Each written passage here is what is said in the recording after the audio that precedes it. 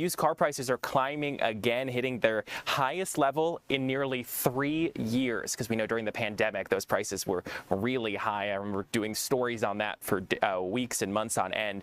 Well, new data shows strong demand at the wholesale level are meaning dealers are paying more for those used cars, and that could soon hit your wallet.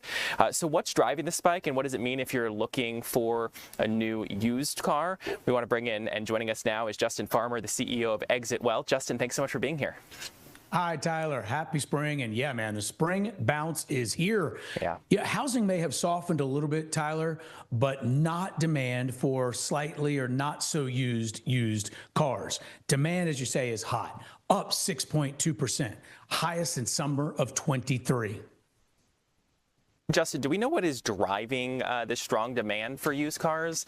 I mean, is it just people are in the market for used cars because they had one previously and maybe it's just older and they want something new, or what? Yeah, well, we've got a couple specifics we can share with you.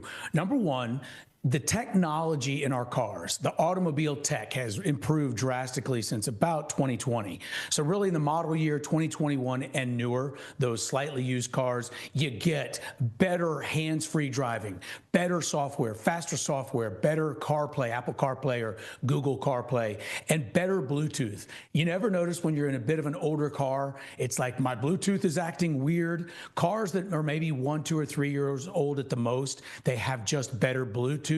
And we all assume that our car technology is now more important to buyers than in the old days. It was performance, how fast from 0 to 60. Now, younger people are like, well, how good is the tech in this car that I'm looking to buy? It's all about screen size, fast software response, and hands-free driving just gets more and more popular.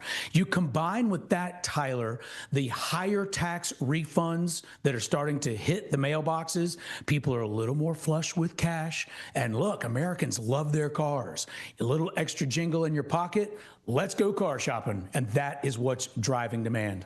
Yeah, and I was seeing recently, I read an article with the things happening in the Middle East that are driving up oil prices. People seem to also be trying to look for those electric vehicles, the EVs, because they're trying to save some cash. Are we seeing a particular trend with people going towards electric vehicles? You know, there's been a slight uptick, perhaps due to the conflict in the Middle East and the rising gas prices, as you referenced.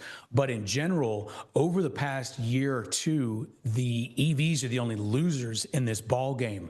Demand is way down. And it's really unfortunate for most of the automakers who poured billions into advancing their EV capabilities and enhancing the quality in those vehicles. Some of the EVs out there by various manufacturers, originally it was just Tesla. Well, now GM is making some high quality EVs. So are Audi and Porsche and several other manufacturers. Mercedes-Benz is one. But EV demand is way down. I'll tell you, Tyler, however, what's hot are the hybrids. And Toyota and Lexus probably do the best of the hybrids. They are the best in the game. So at some of the low energy, if you will, the low gears, you get that EV performance, but then you don't have to go and plug in your car because it's also a gasoline powered vehicle. Hybrids are hot, pure EVs are not. And they also have those plug-in hybrids too, so you can get a little bit of that electric charge to be able to, maybe for those slower. I've seen a lot of those in the last several years, and especially when I rent a car, I notice those plug-in hybrids that I don't think I've ever figured out how to use myself when I use them. But do we anticipate the conflict in the Middle East to like tamper some of this used car sales? People maybe like pulling back a little bit more? Here's what we are seeing is that to this point, the conflict is a month old, a little more than that. It has affected the housing market. So some of the typical bounce that we see in residential real estate has not come to fruition this spring the way we had seen in years past. Last year, it was the tariffs that hit us in April, all that tariff talk. And this year, of course, is the conflict in the Middle East. So while housing has been affected a little bit, we are not seeing that when it comes to cars, especially used car demand. The American consumer has historically been resilient through conflict, and we are seeing that bear true again.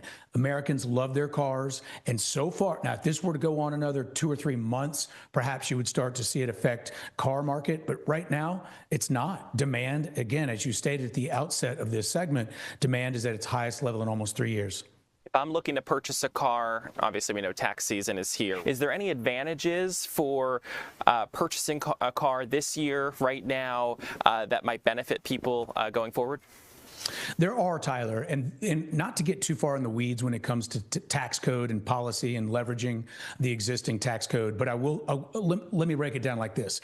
If you are a W-2 person, there are some great incentives out there for buying new cars. It was part of the new tax legislation that passed last year. So you can just do a simple AI search or Google search, that kind of thing, and find out what new incentives are out there for people who buy mostly American-made cars if you're looking for new. Now, if you are a business owner or you work for yourself or you have a side gig, meaning you probably have a 1099, now there are a couple things I want to share with you today. You can lease a car and write off a good portion of that lease payment. 80% is a good number for the IRS. And you say, I use 80% of my vehicle for my business that I own or my side gig, and therefore you can write off on your taxable income 80% of that lease payment. Then let's say you love that car you leased. 3 years later, you want to buy out that lease and you want to outright buy that car and own it. Guess what? You get to double dip. To you, that car is new because you're buying it from the manufacturer, if you will, the company that leased it to you, Toyota Financial or GM Financial, that kind of thing.